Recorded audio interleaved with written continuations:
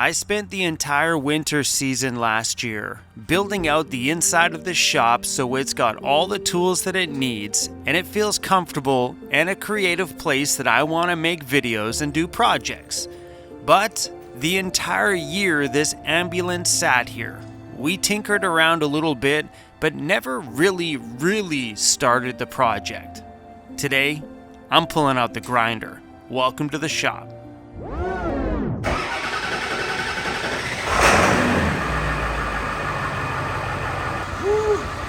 I am super impressed with this thing.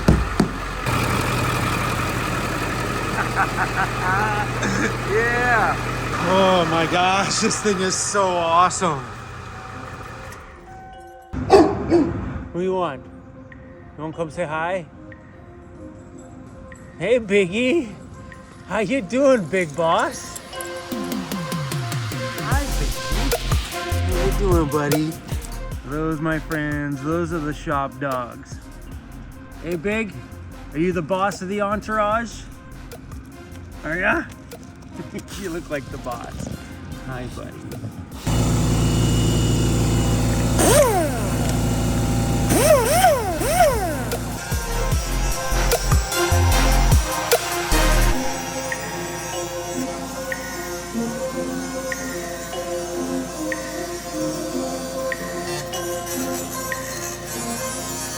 Today we're doing a little experiment on the top windows on the ambulance. I shouldn't call them windows. They are just the plastic covers for the emergency lights that would have been behind here. And being that it's an ambulance out here in British Columbia, it would be red, white, but all the white windows cracked. Some of them are mostly shattered. You could push on them, your hand would go through them. So I'm trying an experiment, because I looked around to try to find somebody who could make these custom molded ones that would be like bubbled like these ones. And I just think it's gonna be a bigger pain in the butt than what's necessary. So my thought was, if we could just take a standard piece of Lexan or whatever you wanna call this stuff, put it on there, do it thicker than that, like quite thick. Just melt the bend. So put the whole thing on there, melt the bend, and then round all the edges so the edges look like that. So my experiment today is to use the piece that I just cut and see if we could melt it to that bend. And I don't know, I'm thinking it's gonna work. That's my guess anyway. So that's the one right there. The first thing I did when I bought the ambulance was contact the ambulance manufacturer in Quebec, Canada. They took my VIN number for it, ran it through the system, and he came back with some good news and some bad news. The good news was, my ambulance is very unique. They only made these for a very short run. They didn't manufacture very many, meaning mine is gonna be rare. Especially as people wreck the ones that are still in use, and we know there is some around because I spotted one on Vancouver Island the other day. But as those ones start to break apart or get into accidents, mine becomes even more rare, which is super cool. But because they don't make that big back curved body anymore, I can't buy any of these windows, any of the door stuff, nothing. They don't manufacture any of it anymore. So I gotta take care of some things, but that leaves me thinking about these windows or lens covers. Do we just cover that hole with fiberglass and forget that they were even there? That may be the option if doing this doesn't work. So maybe if you're on my channel and you're in Canada and you have a really great idea or work at a company that does this stuff, yeah, let's talk. But maybe covering that hole is my only option. Well, we'll see if this experiment works out or not. So all I wanted to know out of this experiment is if a flat piece of plexi could be bent on that top curve to fit. And obviously my heated curve is garbage, but it's curved. Like if someone were to properly do this, do one perfect bend along here, you could recreate that bend, and then all you'd have to do is just re-glue it down like they do with any other window. I think that might work. And the only reason why I figured do it thick is if we could round the edge on like a 1/4 inch piece or something, it may look like these windows. They don't have to be perfect because we're painting them. So they're not actually a legitimate window. They're gonna be painted. So this will all be great. All these things where the lights were will all be done in black. We just need these windows to semi-look like they're the original windows. If you think about it, like, look at, that's my little bend. I mean, like, obviously, I would take it in somewhere and get them to properly do it where they only heat that lip, do it on a proper bender so it's a perfect bend. And then that way these don't bow in, like this bowed in over the heat. That way it's a good thick piece with a nice bend up there, fit to contour this exact window. But super thick though. You guys understand what I'm saying? I'm just trying to find an easy option to do these windows. So what gave me this idea was cutting this little rubber template, because the template went on and wrapped around that upper edge. I'm like, oh damn, like if I had something that thick and round the edge on the outside edge of it, you would never know that these weren't the original windows if we curved it nicely on the corner with a good thick piece of Lexan or plexiglass, whatever. I've had a lot of people with a lot of different suggestions for this. I tried to get out these original windows, but one of them completely shattered. But I do have the other windows. So we thought about taking them in somewhere and getting them to heat mold them. But I just figured if we could bend some perfect things like that, like from down here, you'd never notice. That's the thin one, the super thin one. You know what I mean? Like there's the big open hole, but looking at this from the side angle, from down here, right? Let's grab some extension cords. We're gonna need some lights. I think today we're gonna start grinding away at the bottom of this ambulance.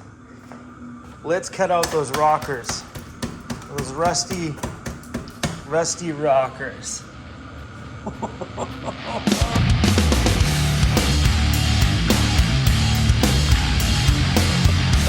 Grinder, definitely not that. We need a couple of batteries. That one's dead.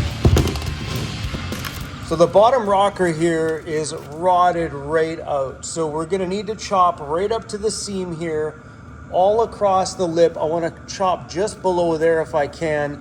And we're probably gonna stop an inch or two past this area here, and then we'll take a look at this after we've cut it. But this is the only section we're gonna cut out, because everything else looks good. A bit of surface rust here in the corner, but that's no big deal. All that can just be grinded out. But all this stuff here looks super, super solid. So let's start with just chopping this out.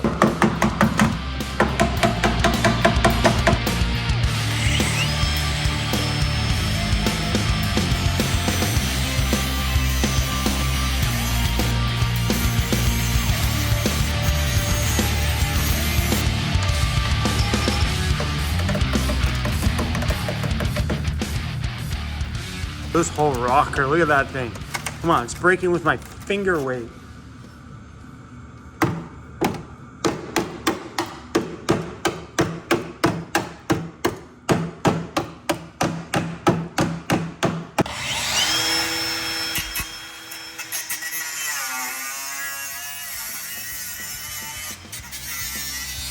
How far do we gotta go?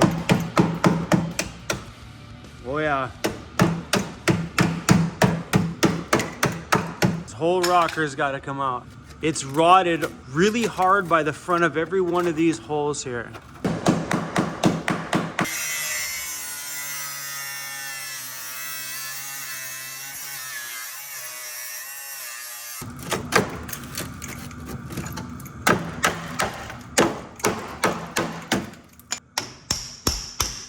I think we need to pull out the big guns now, baby. The big guns. We need a chisel. Chisel. One of these bad boys.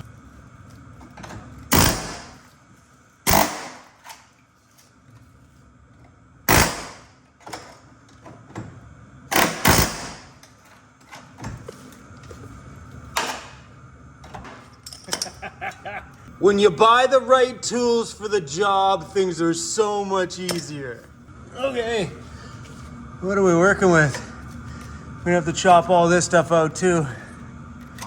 Otherwise, a lot of that stuff down there, we'll grind it out. We're gonna have to split this from that. So that's the back plate. So these will have to drill out all of these and then split this one from the back plate. So that is a part of the front. It's two parts there. You'll see there's a back part and a front part. We have to carefully split those apart, grind this whole thing down, prep the whole inside nice and neat, clean up the top, and then tack weld the new rocker on here, and then repunch some holes in there, retack the bottom, and we're gonna have one side done. But I'm not gonna mess around with this one. We're gonna do a serious amount of cleanup down here. I wanna make sure none of this back rust comes forward and wrecks the new front plate in 5 years or so, you know what I mean? So we're gonna take the extra effort. Those right there, all the way through, those are bolts. They snapped when I was taking that thing off, so like they're in there. You can feel them from the inside and stuff too. I had a wrench on there. We're trying to crank the front and they were just snapping right off. But right in between each of these, like right there and right there, are spot welds that hold the rocker panel on. So the spot welds need to be drilled out. And I know when we did my van, we just used a regular drill bit. But when I was trying to drill those screws and stuff out, I was having one heck of a time. So I was just watching a video on a body shop channel. The channel is called Lakeside Auto Body. And they were using this to remove the spot welds. It's a spot weld cutter. You drill it out and you take this little toothy thing and it drills it right out. Seems to come out nice and easy. So I went on to Amazon. What'd we find? Bada boom, 65 bucks. So we're gonna order one of these up because I'm in a rush to do this. I can wait a week and stuff for parts. So we're gonna leave that side the way it is and we're gonna go tackle the other side to see how bad the other side of those rockers are. Same thing. These are just going straight through. So my risk on doing like a partial here is there's gonna be 1 or 2 spots that may pop through. We got the rocker anyway, we might as well do the entire one.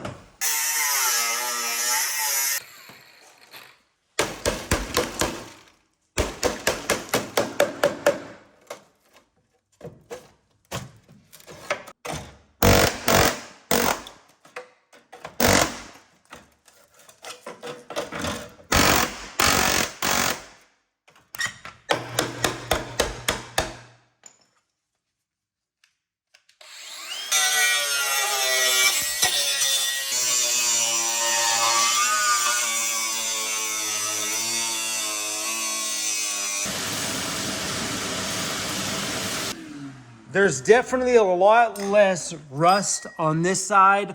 All inside of here was completely, like, had chunks like this, but huge chunks all over. This one here is actually pretty good. Not like it really makes much difference because, you know, we're gonna cut it all out and stuff like that anyway.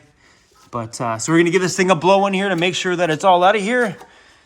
And then I think we're done for this part of the project today.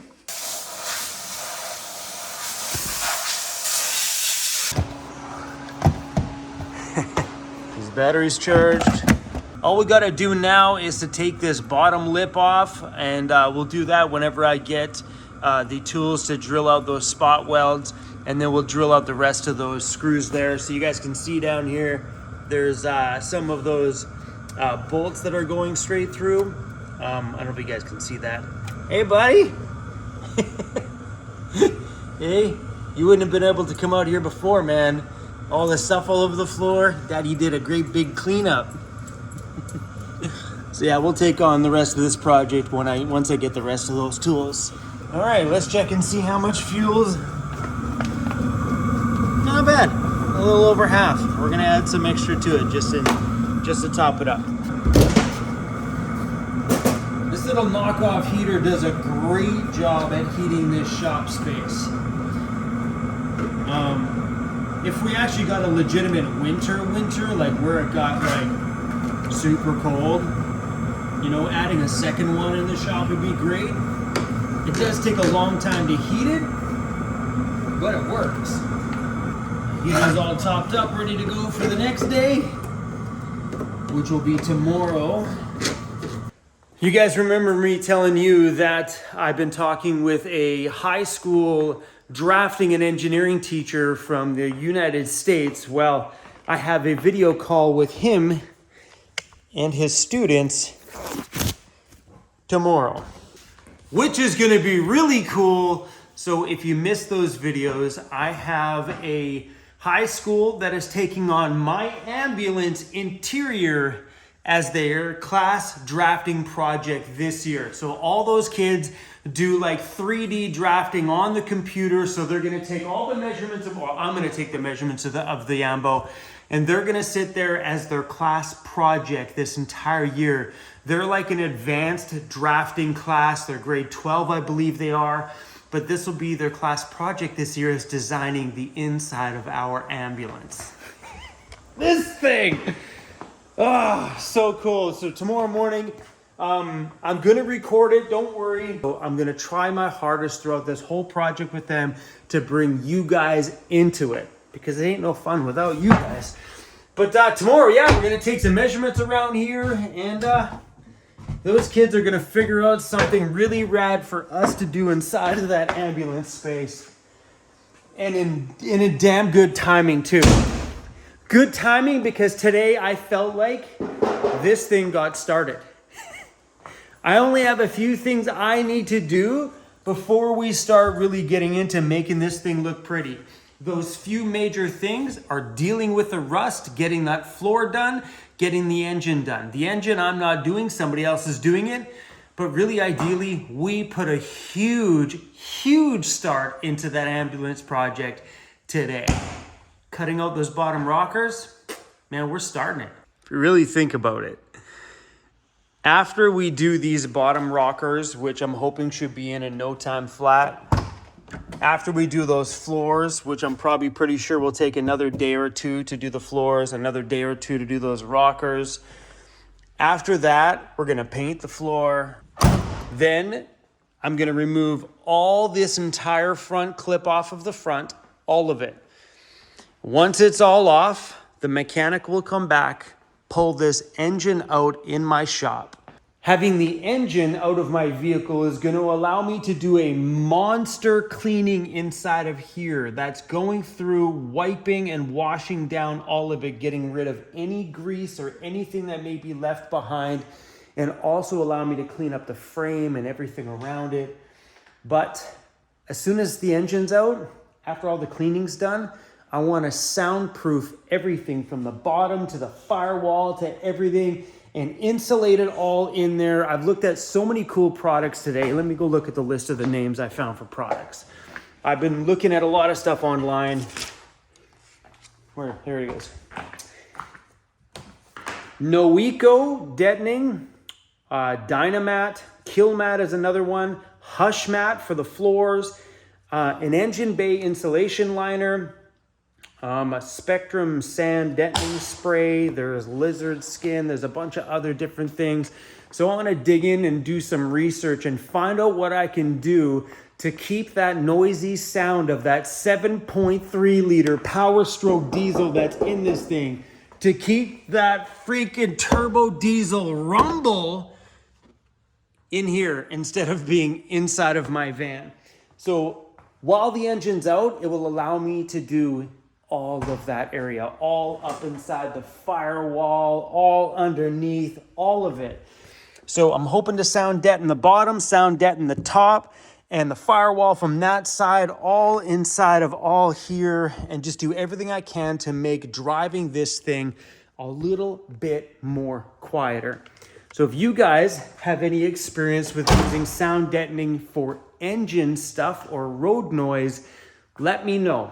So I'm not looking for the sound deadening stuff that people would use like in the back of their camper vans. I want something that's gonna handle high heat because it's gonna be in the engine area. But yeah, right now that's just been on my mind a lot because that engine's coming out of here hopefully very soon. Hey Crazy, you're sitting there all super proud. It's like, Dad, are we gonna move into this thing? Maybe, bro, we might. Yeah, we might move into it. You never know. You never know. Anyway, everybody, thanks for watching today's video. I definitely gotta bounce out of here right now, go to the gym and have myself a shower. My shop doesn't have a shower. There's no indoor plumbing in here. We do have a hose outside though. And if I had an awning thing on the side of my van, I would take myself outside and use that hot tap shower thing I got and have myself a shower. But because there's cameras on the property, I don't want the owners of this property, which live in the house right beside me here, to see me buck naked. So that ain't gonna happen today. Anyway, everybody, thanks for hanging out, and we'll see you soon. Hey, we'll see them soon, right? Probably tomorrow, buddy. Hey, maybe we'll put up a video tomorrow and they can hang out with us again tomorrow. Is that cool? Is that cool? See you guys later.